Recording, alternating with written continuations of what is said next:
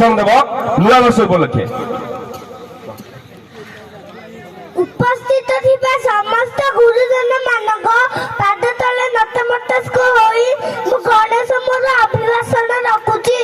प्रथमे एथिरे उपस्थित थिबा समस्त सदस्य मंडली को मोर मनरु नूतन वर्षर हार्दिक अभिनंदन।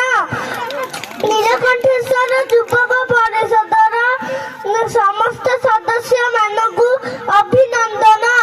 ए अभिनव प्रयास पाई बचिबा पाई 100 वर्ष दरकार नहीं, गोटे दिन रे एमिति काम करबा जोथि पाई लोक हमकु 100 वर्ष मन रखिबे।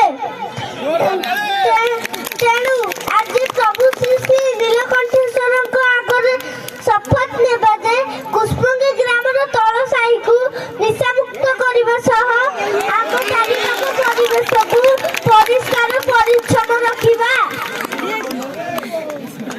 ओम नमः शिवाय। धन्यवाद।